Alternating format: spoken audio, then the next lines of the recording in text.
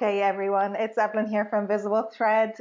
Again, sorry if you've heard this message a few times. We were giving people a couple of minutes just to join the webinar and get settled, but I think we can kick off now. Our webinar today is Plain Language Matters, Making the Business Case for Financial Services, and we're delighted to feature TD Bank and Plain Language expert Deborah Bosley today. So just before we kick off, let me just go through some housekeeping rules. I'm delighted to be your host today. My name is Evelyn Wolf and I'm the CMO here at VisibleThread. I'll be speaking to you later on in the webinar a little bit as well. But for now, get settled in. We're going to be about an hour on this webinar. We do have a question facility in the GoToWebinar control panel. So you'll just see a drop down that says questions. If you've questions throughout, just please type them in. We've plenty of time at the end of the webinar so that you can ask your questions. So we're going to try to get through all of them. There's also a short survey at the end, and I'd really appreciate it if you could complete it and give me some feedback on what you thought of today's session, what you'd like to see in the future, and some feedback. And of course, we're going to share recording and slides with you as well. A couple of days after the webinar, expect to receive an email on Monday. That's my plan. So we're really delighted today to have two speakers join us. The first is Deborah Bosley, who is the founder and principal of the Plain Language Group. And Deborah is a real trailblazer in everything plain language, and she has worked with some of the biggest names in financial services and will walk us through the business case for plain language, as well as kind of some of her big do's and don'ts, and so I'm really looking forward to this portion. And then Taylor Jane Thompson from TD Canada Trust is joining us to give us some real life experience from TD Canada Trust. Taylor is leading the Clear Language initiative there, and again, we're very much looking forward to hearing from her. So without further ado, I'm going to hand over to Deborah. Hold on, Deborah. I'm just going to give you the mouse control. There you go. And I'll leave it to you. Thank you so much. I want to thank VisibleThread and Evelyn for inviting me to do the webinar today, and also to Taylor Jane Thompson from TD Canada Trust, and I'm very honored to participate in this. I'm going to show you the agenda and then we'll work our way through, and of course we'll take questions at the end.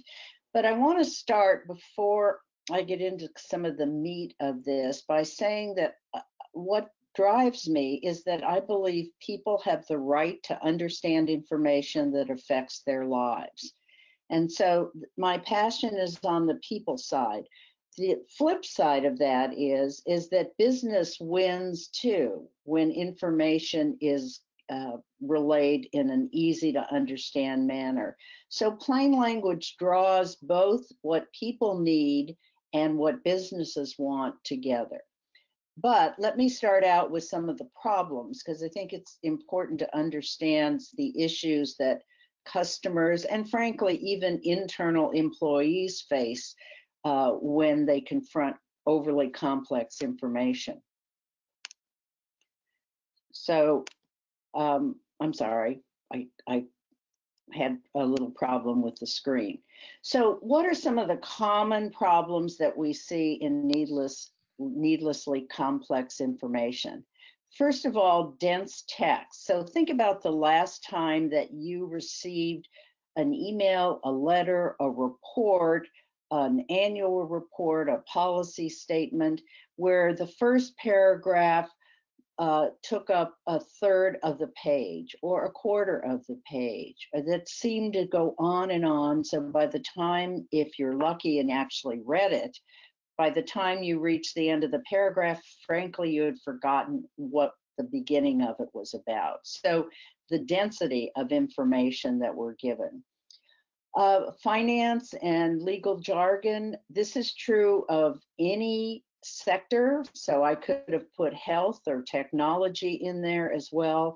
The issue becomes the way you speak to yourselves and the way you name products and the way you explain processes are often laden with jargon that the average customer really has no way of understanding. And part of the problem comes that I have to push against attorneys all the time. So part of it comes from just legal language, but part of it also comes because I think we're used to, in a sector, we're used to the words that we use in that sector to explain information, and we forget that people who are not us are not experts and therefore don't understand the jargon.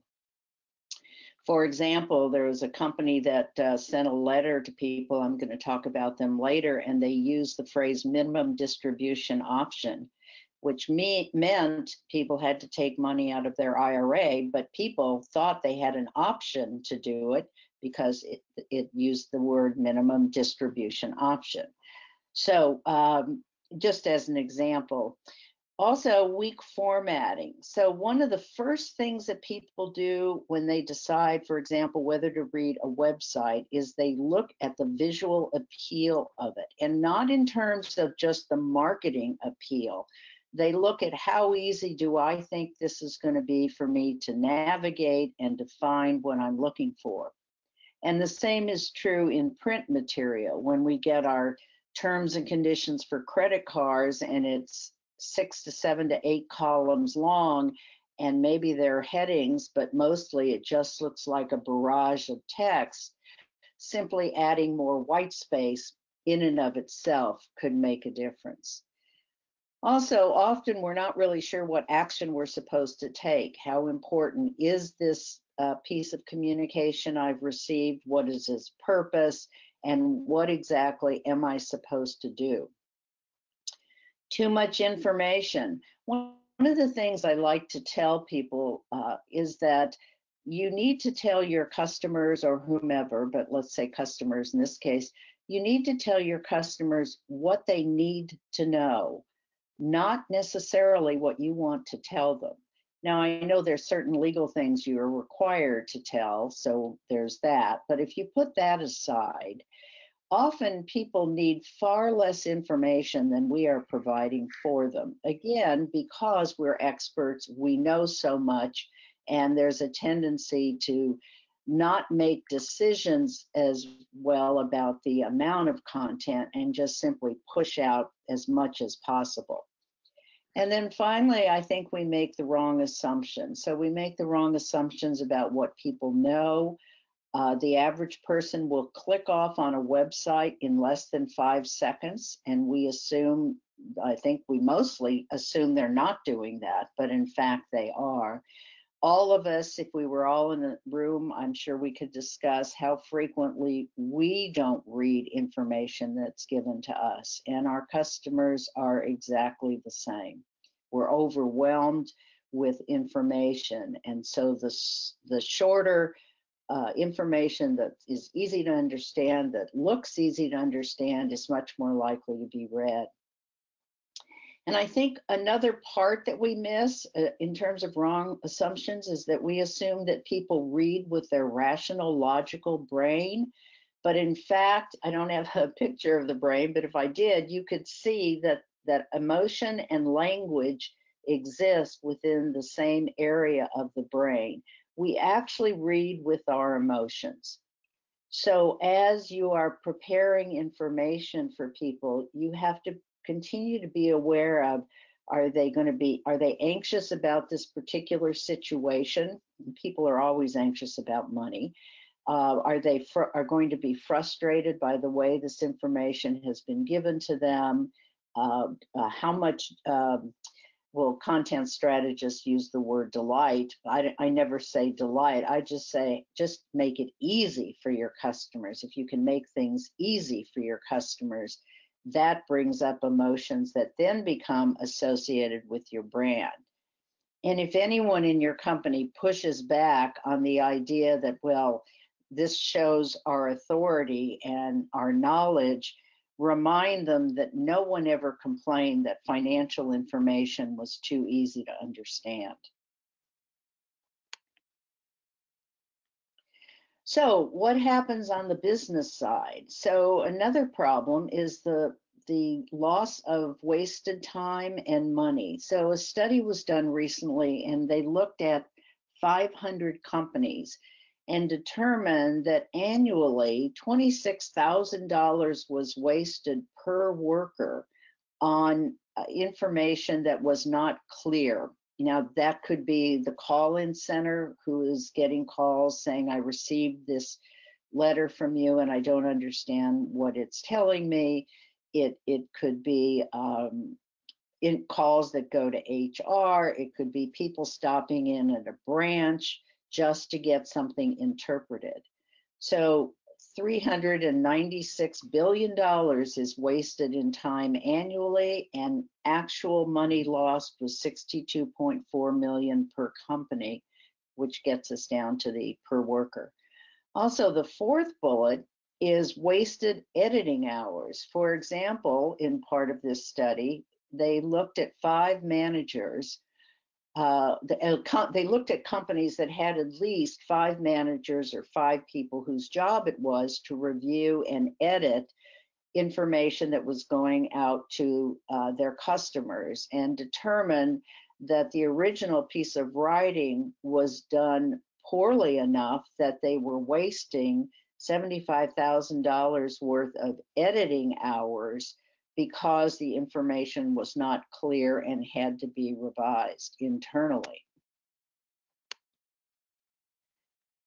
So let me tell you a little bit about this situation. So I mentioned minimum distribution options earlier. So I want to show you kind of a before and after. So in this situation, a letter went out to people nearing retirement that according to the US IRS, they were going to have to take a certain amount of, a minimum amount of information from their 401ks or from their investments.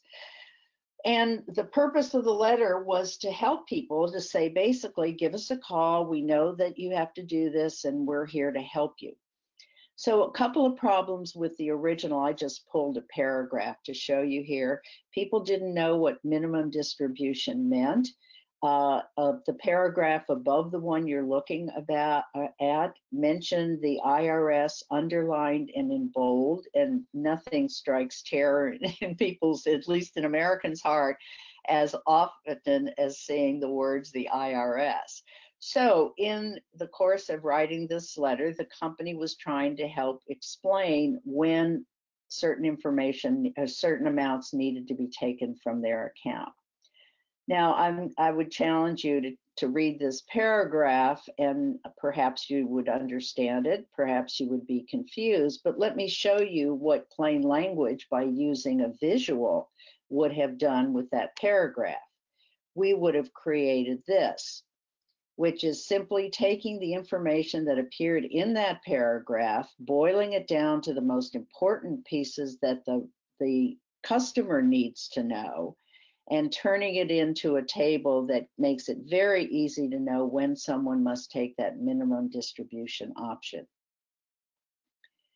Another problem that we face is a lack of trust. Now, the Edelman Trust Index, which comes out every year and is just fascinating pieces of research globally, determined that the #1 factor in whether or not a customer trusted their financial services company was whether or not they could understand terms and conditions. And by that, I think they mean terms and conditions for credit card, terms and conditions for loans, terms and conditions for bank accounts, etc. So a lack of trust within the financial sector.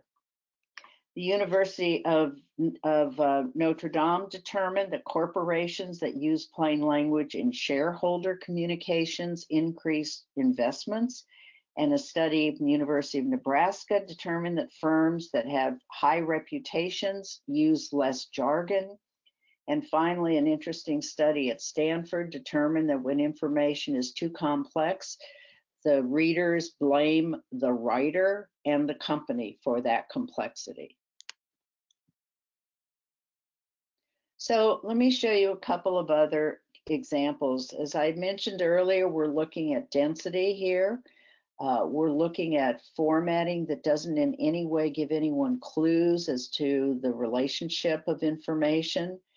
And if you receive this, let's say you received this in an email or you were given this privacy policy, the first paragraph or the introduction would make you feel that I just don't have time for this and I'm not that interested that I'm going to bother to work hard. This example tells the reader that they're going to have to work hard to work their way through it. So that's one company's bank. Let's look at another. So another bank used a different approach to the intro to the privacy policy. And so notice the difference here. First of all, we have color, we have headings. Along the side, we have questions that are then answered by the information that's on the right. And now I will say in this case as well, once you got into the meat of the privacy policy, it tended not to be that much better than the earlier version I showed you, but at least the intro gives me, the customer, enough information that I have a sense of the policy and I'm given that information in a way that seems very easy to understand. So I've shown you examples and talked about it. So how exactly do we define plain language? Plain language is the use of proven writing and design strategies. So notice there's empirical proof. Notice that it's not just writing, but it's also formatting or design. The use of proven writing and design strategies that make it easy for your customers to find, to understand, and then to use your content. And I'm going to show you what some of those strategies are, but I think probably the three words that capture all of what I'm talking about is that your information is clear, it's concise, and it's credible. So let's take a look at what some of these practices would be that we would consider plain language. So planning, so understanding how your audience is going to read the information, what are the purposes for the content that you're giving them, who is your audience? The average adult in the United States reads at an 8th grade level. So that could be a benchmark for what we try to produce in the financial sector that would be readable and appropriate for the vast majority of people in the United States. We also have to understand the context. So if I were doing this as training, I would show you a parking sign and show you that no matter who designed parking signs, they didn't consider the context. That is, they didn't consider the fact that I'm sitting in my car driving 2 miles an hour with somebody behind me honking because I'm trying to read a parking sign to determine whether or not I can park there. So that's a certain kind of example about context. With your customers, for instance, with investments, in my family, I'm the person that is really in charge of our investments, but I do have to come home and explain what the investment, the broker or the RIA indicated to me these investments would mean long term. And so every piece of information that I get, I have to turn around and explain to someone else. So there are a variety of contexts in which the reader might have to interpret what you have told them or what they have read. Content should always be structured for the user's needs or the readers or the audience. I use those terms interchangeably. So what's most important to them? So another example with a client I was working with, they wanted to start out their terms and conditions with the very first section having to do with arbitration, disputes and arbitration. And I suggested that perhaps it might make more sense to start out with something more positive and put that information later on in the brochure. because I don't think that most users want to start out reading the worst case scenario, because that's going to affect how they contextualize and read everything that follows afterwards. Also, we like to see a lot of headings and lists. Generally, we recommend 3 to 5 headings per page if it's a print document. We want to increase white space, so that, as I mentioned earlier, those columns in brochures where all the text is crammed together makes it difficult for people to focus and read and remember. As for the writing strategies themselves, so these are some of the most important. To be conversational, to sound like it's a human being who has written the information, whether it appears online or whether it appears in print format. So sound human, use pronouns, you meaning the reader, we meaning the company. Short sentences, we recommend that sentences should be between 15 and 18 words. And again, part of that is because of short-term memory issues and because people can comprehend and remember shorter bits of information, particularly now. I think technology has influenced that. Also, short paragraphs, focus on the reader, use verbs. So instead of making a determination, we would determine. Use the active voice. Jim sent the report instead of the report was sent by Jim. Positive language, avoiding jargon, and then being concise. Most pieces of content can be easily 30% shorter. So those are some of the strategies. So let's take just a real quick look at a couple other slides. Legal language, a study suggested that when contracts are written in plain language, and by the way, a contract can be legal and in plain language at the same time, that understanding of that contract went up 66% when written in plain language. Firms can increase market value by increasing the readability of their annual report, another study. And finally, companies with leaders who have a high level of expertise in communication increased higher returns to their shareholders. So not only the customer, but the companies win as well. And the media is supporting this effort as well. So the Wall Street Journal about the shareholder report, Forbes magazine often has articles about the problem with jargon, whether it's business jargon or financial jargon. And then Wired magazine also has had several. So the media itself understands the issue and the problems that overly complex information can cause.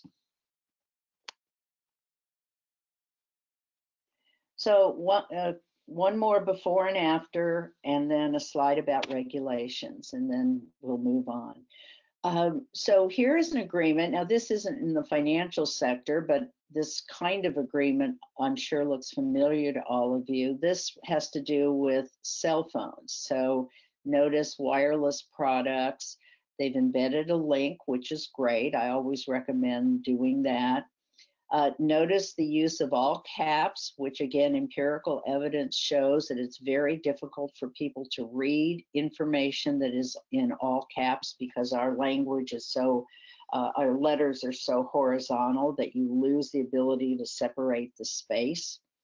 And this was an average of 141 words. Excuse me, this contained 141 words, and it clocked in at about the 16th grade level.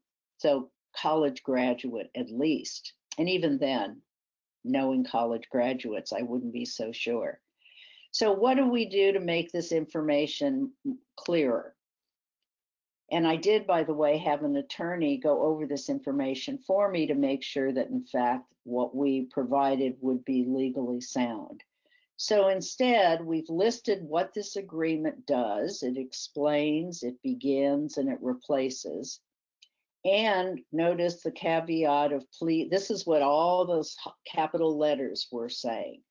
Sign it if you're over 18 and you clearly understand and accept. Of course, we laugh in my field that the greatest lie in America, or the biggest lie in America, is I accept, because nobody reads and understands the terms anyway. However, we all have to say we agree in order to get whatever it is we're trying to purchase.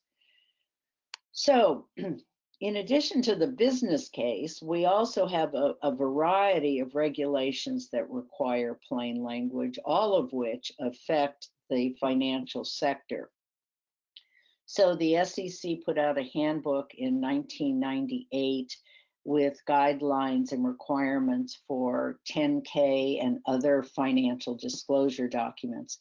The GDPR has been a boon, I think, to all of us who want privacy, our privacy kept private, and want clarity on exactly what a company is doing with our privacy information.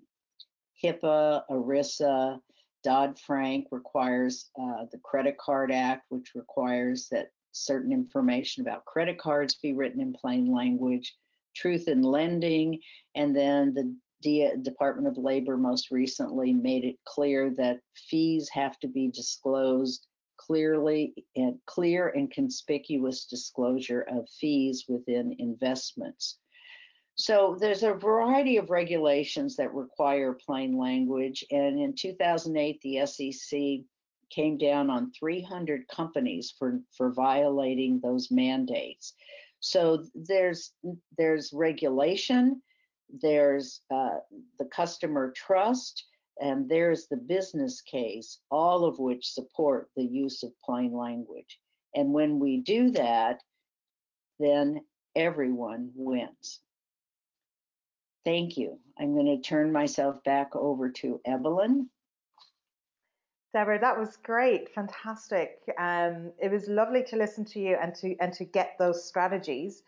And I'm actually really excited to hand things over to Taylor to talk to us a little bit about TD Canada Trust and how they have worked with plain language. So thank you, Evelyn, and thank you, Deborah. If we could just move the slide over by one. There we go, yes. Perfect, awesome, thanks everybody. I'm super excited to join you today to talk about TD's experience with clear language. TD has identified clear language as a key initiative for several reasons. First of all, as Deborah just mentioned, it is a regulatory requirement for us in Canada from the Financial Consumer Agency, which is the regulatory body for financial institutions in Canada. In addition to the requirement, we see plain language as a way to further our commitment to financial literacy and exceptional customer service, both of which are core values here at TD. So you've certainly heard a lot today from Deborah about the benefits of plain language and how the results can help the business. As someone who's recently led out a plain language project with the help of Deborah and the plain language group, I wanted to share some key insights as to what actually goes into a plain language project, some tips for success, and finally, some unexpected benefits from the clear language journey. If we can move ahead one slide, please. Perfect. So ultimately, collaboration is key throughout every part of the clear language process. The review process itself entails bringing together each of our control partner groups, such as legal, compliance, governance and controls, and the product owners to review each and every line in the rewritten document. Each of these partners has a specific lens through which they're viewing the document, all while keeping the customer at the top of mind.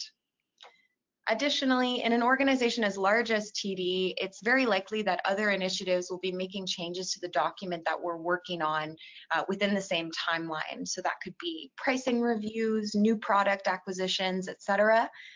So this creates a need for us to diligently manage the changes that are happening outside of our project and coordinate to ensure that the output document is all up to date. Once we actually get into the project and are meeting regularly with the stakeholders to review the new documents, it's, as I said before, it's a matter of going through line by line and coming to an agreement between 5 or 6 people on every word that we use. So in order to manage this, we found it critical to have the reviewers read the document and provide their comments in advance of the review meeting. Prior to the meeting, we'd combine all of those comments into one document. And this helped us focus our discussions as we were able to only address areas where our stakeholders had comments. And this really helped us keep on track for timing in our meetings and then ultimately our timelines as a project. We were also able to leverage these marked up documents for version control as well, which was a big challenge. But these marked up documents really helped as we kept and saved each track change version in a repository. Keeping these marked up versions was beneficial as it's more detailed than a simple decision log. So keeping track of the reasons why we made certain changes makes it easier for us to address the same type of situations in other documents and other lines of business and come to an agreement with the stakeholders quickly. I still often revisit some of these documents when I need to remember why we made a certain decision. So they're really helpful. Coming out at the end of the clear language process, we realized many benefits that we didn't expect to realize from the clear language project, which I'd like to share with you now. For example, you'd be surprised how many small items are sitting on the side of somebody's desk on a list of changes that they'd like to make to a document, but they've never had the opportunity. We found that as word spreads across the business that we're making changes to the form and opening up the hood, so to speak, lots of people come forward with suggestions and ideas that were previously put off for lack of opportunity, especially considering some of our forms don't need to be updated regularly.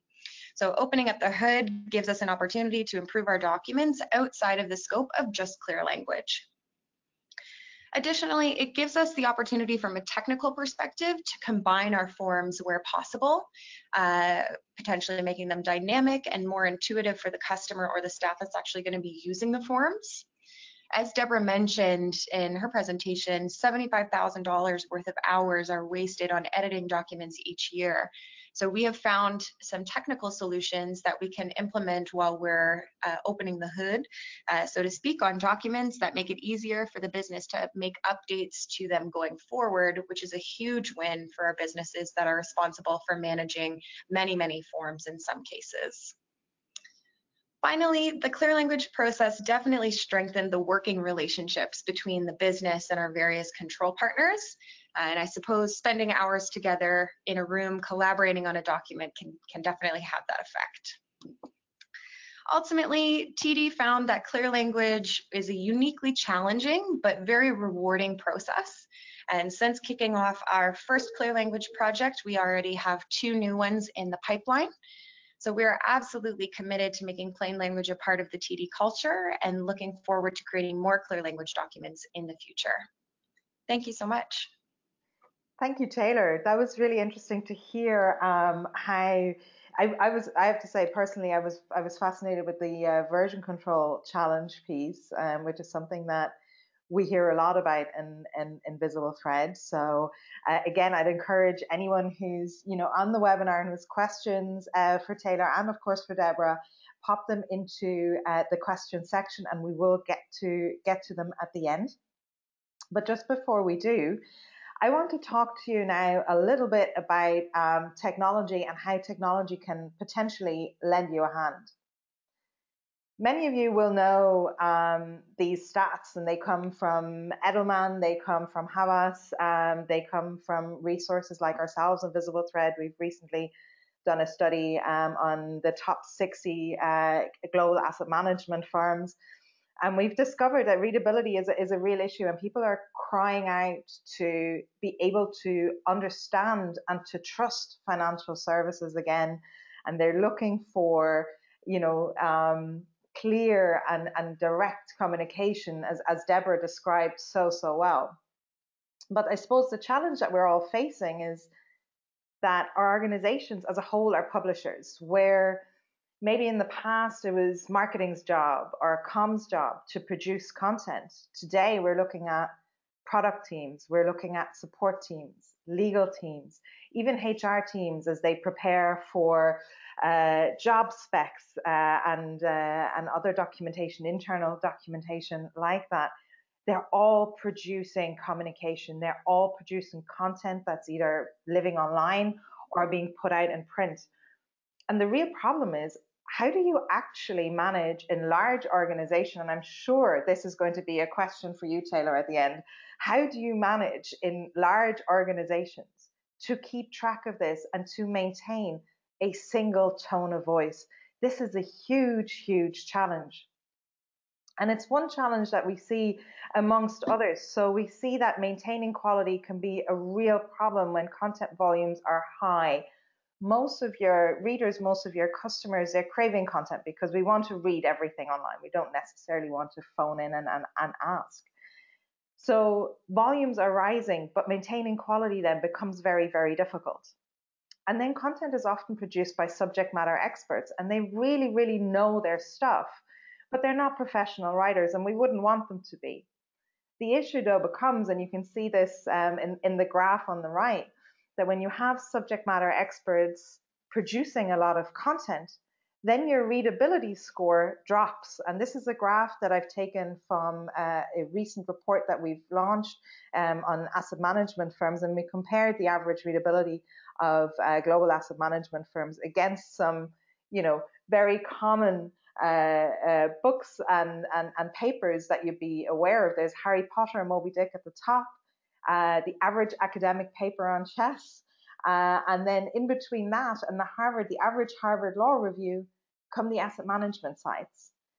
Now, this means they're very, very difficult to read, and most of it is written by subject matter experts and makes it really, really difficult for consumers and for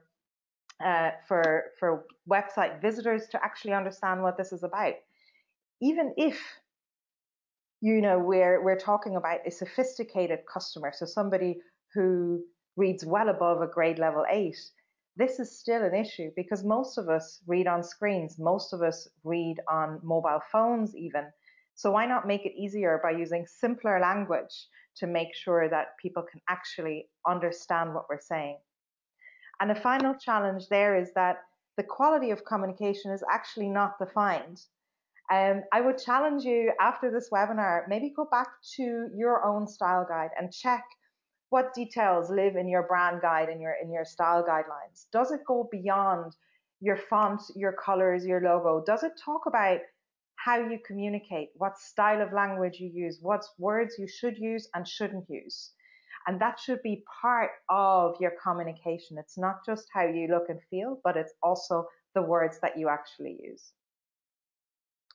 I wanted to show you another example here, and this is an example again from our recent report that we've ran through the VisibleThread software VT readability.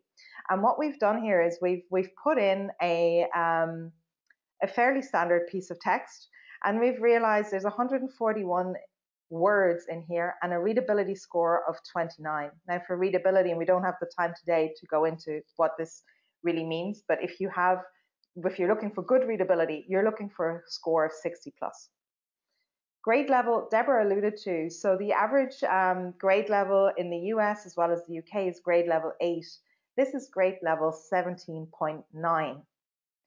There are 4 sentences here, out of which 3 are long, and if you look at the pink one, you're looking at 70 words. That is quite, I have to say, this is nearly an achievement to get that into one sentence.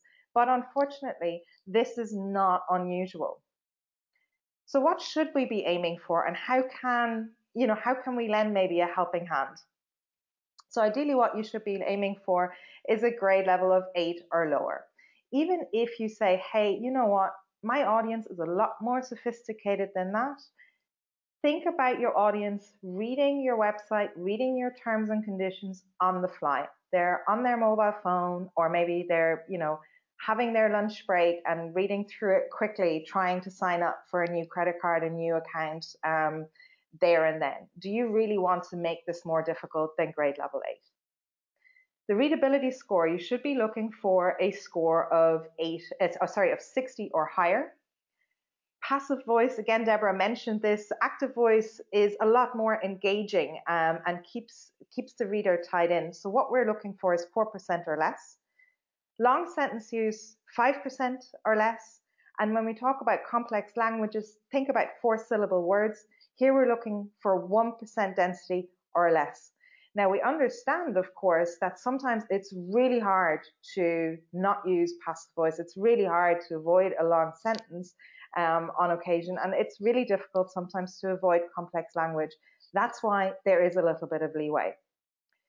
These are measures that are within VT readability, and we've actually looked at the text that I've shown you a moment ago, and we've reworded it. So now we're looking at 133 words, a slight reduction to the 140 or so we saw before. The readability has improved to 55. We're still slightly under 60, but that's okay because this is also slightly more complex, so we can live with that.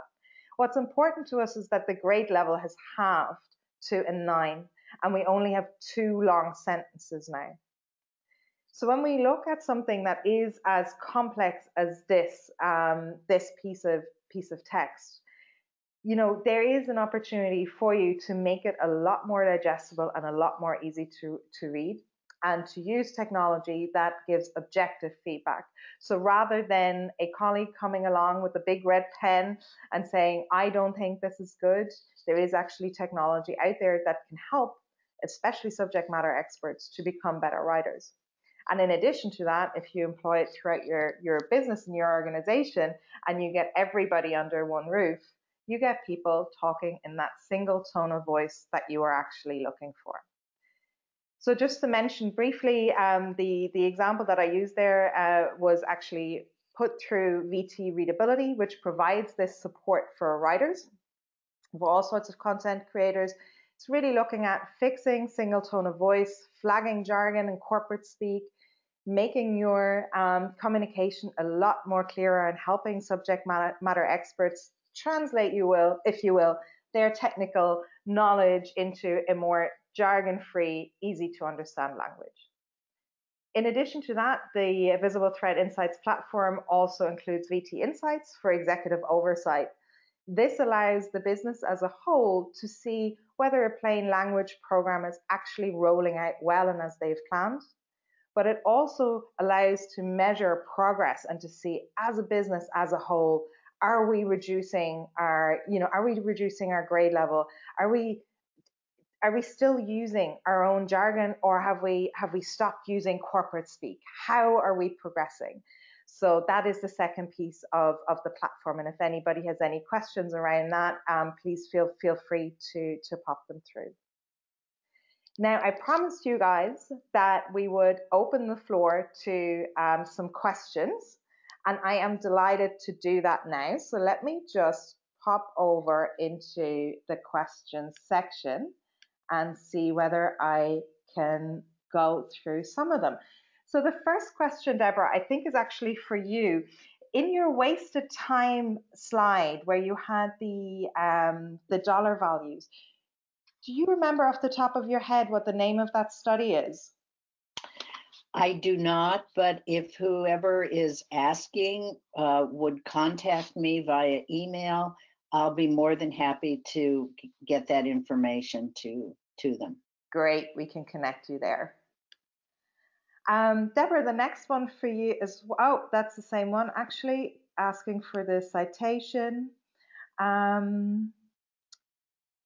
Okay, so here's a good one from Erin. Thank you, Erin. It's any opposition to the process of implementing plain language. What about the cost of converting something into plain language? I can take that one. So from our perspective at TD, what we have found is really helpful is kind of pairing up with other initiatives that are going to be touching those documents as well. So my team specifically is a regulatory project team. And so when we get involved with anything related to documents, we always take a look to see whether or not our timelines can support a kind of clear language translation in with that other project. So definitely agree, it can be hard to get buy-in to just strictly translate a document because it can be costly. But if you can pair up with other initiatives that are already going to be taking a look, or when it comes to some of our documents, if we make changes to them, we're required to notify our customers by sending them out paper copies of what has changed. So if we can find an initiative that's already going to be going out and notifying our customers, we may look to pair up with that initiative and add clear language kind of to the menu of the project. So definitely recommend taking a look at other opportunities that you can leverage to decrease the kind of the cost of translation. Let me jump in here too, if you don't mind, because Taylor mentioned the word translation. Another reason to convert a lot of content to plain language is it will decrease the cost of translation. Again, evidence to show that if you're translating into another language, the simpler the information is in English, the easier and the less costly that translation then becomes. So what this points to, I think, because I think this is a really important question, and I think it often holds companies back because there is an initial expenditure. However, if you look longer term, if you look past, the next quarter, and recognize that using overly complex information, as I had mentioned earlier, is wasting money. And so even if it's an outlay at the beginning, money often is recouped in the decrease of hours people have to spend on the phone, an increase in investor dollars because they can read the information and it builds trust, and decrease in call-ins to your call-in center. And so I think it's kind of like a bell curve. Yes, costs will go up initially, but it will then bring down some of the hidden costs that companies often are not paying attention to, like how many calls are you getting on a daily basis that really have to do with people not understanding information. Plus, frankly, the cost of litigation is very high. So there are judges in the United States that have voided contracts because they contend that the person who signed the contract could not possibly have understood what they were signing. And so there has been litigation that has come down on the side of plain language. So I look at this in terms of both compliance and legal, that a lot of legal language in some ways may protect a company, but a lot of legal and jargon language also can open a company up to lawsuits because of a lack of understanding. Yeah, that's very, very, very true. And I do think people need to realize plain language isn't something that you do quickly. This is a long-term play that will have long-term benefits. Yes, there is investment. I love Taylor's approach of trying to tie in, where are we doing updates anyway? Let's start there and tie in. I think that's a really great tip for our listeners, for anybody joining us on the webinar. If you're looking for somewhere to start, maybe the next web page that you're updating, maybe the next piece of content, a brochure or a letter that you're updating, maybe start there with your plain language program. Here's a question from Laura. For Taylor, 2 questions. How did you notate why the changes were made in a document for others to see later on? Yeah, so every time we received a new a new version of the document, the way that our project worked with Deborah and the Plain Language Group, they would make some changes to the documents, and then we would review that with our stakeholders, kind of provide our feedback where what we liked, what we needed to change, and then pass it back. And we would go through that process several times for each document. So when we're going through it with our stakeholders and they're making comments on the actual Word documents about, maybe we should say it this way instead for this reason, or if there was something on the business side that we needed to clarify. For example, if there was a piece of text that had to do with how our systems work, and we needed to go and check and get more details from our system, we would leave the answer to that question in a comment in the Word document, and then save that after each review session. So it was kind of like having at the end of it, you have a document that has all of the comments, questions, and answers that were raised during that review cycle. And you just kind of keep it in your pocket and can refer back to it if you need to. I hope that answers your question. It's certainly a great way to learn. And Laura's follow-up question, the second part, what tech did you find worked best for your group for markup and documentation? Was it Google Docs? So we just used Microsoft Word. That's what most of our stakeholders were comfortable with using, and we liked we heavily leveraged track changes and the comment feature. That was really helpful. Google Docs isn't something that we use in our organization, but I think whatever the best and most collaborative tech that you can leverage, definitely go with it. As long as you can kind of save versions to keep that point in time view so that you can come back to it later if you need it. I think that's really interesting. And I think also probably at the very end, you would like a document where you could combine all of the feedback together and get one big learning piece that you can take forward into the next plain language project that you're doing. For sure. To add something. I'm sorry. I just wanted to add something to that.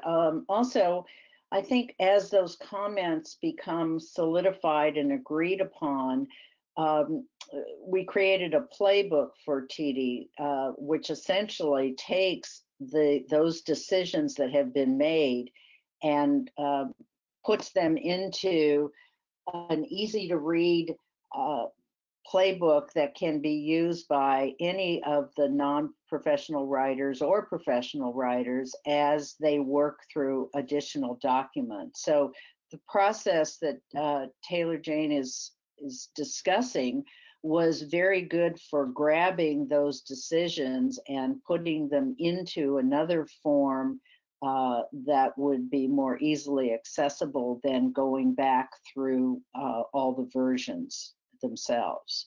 So I think that was another good opportunity that they provided, was to capture those decisions. Absolutely. Going back here to the question, Catherine, I think we've answered your one as well. She had the same kind of digital, what tools did you use question in particular for the version control.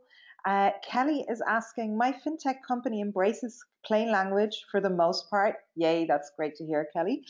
But for that pesky legal department, which insists that trademark symbols and, oh God, I can't even, parenthetical clarifiers are legally required for a company's fine print.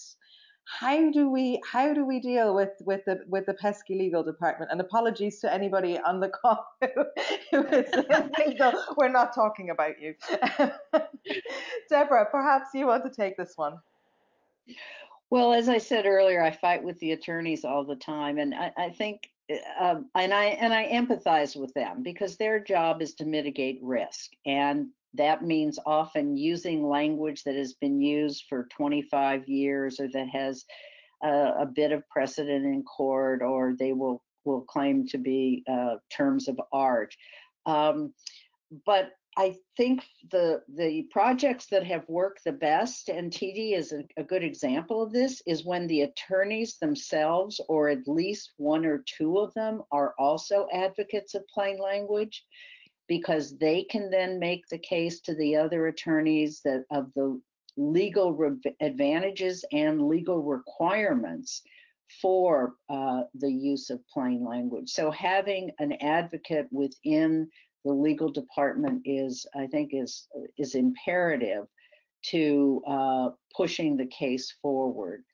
And interestingly enough, at least in the United States, many of those regulations that I mentioned earlier will tell a company what they have to say, but not how they have to say it. So in other words, nobody is mandating that legal language be used in all of these disclosures. And in fact, if plain language is a requirement, the mandate really then becomes the lack of legal jargon and working your way around the use of that. So, but I probably think the best answer is if you can get just one advocate among the attorneys in the company, that person can be a real ally for any kind of plain language initiative. And I think here's a great follow-on on that, actually, from Kelly, asking if you know of any resources that cover legal fine print specifically that could be shared in terms of here's a better editorial style, better voice and tone to use. Actually, there's, I can't think of the name of the book, but I'll give you the authors. So Brian Garner, B-R-Y-A-N Garner, G-A-R-N-E-R, wrote a book with Supreme Court Justice Antonin Scalia, who was actually a big advocate of plain language. And Brian, with Scalia, and in and of himself, Brian is an attorney, they have written many books about the need for plain language in the legal profession and the how and the why of it. And again, if someone would like to reach out to me, I'm more than happy to look up that specific title for you. I'm sorry, I don't have it on the top of my head. But if you just Google Brian Garner, you'll find a lot of references that he as an attorney have written to support the use of plain language. Yeah, we'll be sharing Deborah's contact details in the final slide as well, so you'll have those if you want to reach out. Paul is asking, would it be fair to say that dealing with creation first will save a lot of money in the long run? I would believe so, Paul. I would think, of course, in an ideal world, but most of the organizations that we've been working in have been around for a while, so there's legacy content. So I think perhaps making a plan of saying, right, going from this point forward, everything new that we will create will be plain language, and then perhaps adopting an approach like Taylor Jane outlined a moment ago, around how do we best update our existing content and to go back over it. I think that would probably be the best way to save and get on the plain language place. And often legacy language is just piling more and more language in when you could probably reduce the content by about 30% just by eliminating, frankly, redundancies. So true. And we've actually experienced some material paper savings from the shortened content where we can remove, like Deborah said, this legacy language where we've just been building on top of for we're a pretty old company, so quite a long time. So that's another kind of piece of savings that you can capture as well. We've just come up to the top of the hour. I'd love to ask one more question though, which is, what value has TD uncovered and has this been recorded? So we actually have not launched our new plain language forms into the market yet. So I don't have any numbers that I can share at the moment, but we will certainly keep you updated. I think organizationally we're aligned that this is a key strategy for us going forward, and we're definitely trying to identify all of those opportunities where we can, like I said, make paper savings or et cetera in the future. Taylor Jane, we'll definitely be in touch and looking to hear how all of that goes. We've actually had a ton of more questions that we unfortunately don't have the time to go through live. But if you have asked a question, I do have your details. So what I will do is I will get back to every one of you with an answer. And if there was a specific question for Deborah or Taylor, I will loop them in also. As I promised, here are Deborah's contact details. If you have any questions for her or the Plain Language Group, feel free to reach out. My contact details are below. Again, any questions at all about what we discussed today, feel free to drop me an email. All that remains for me to say is thank you to all of you for joining and listening today. A very, very big thank you to Deborah and Taylor Jane for sharing their plain language wisdom with us today. It's been a real pleasure having you. And I hope we get to do it again soon. Thank you. Thanks, Evelyn. Thank you so much, Evelyn. You're welcome. Have a great day, everyone. Bye-bye.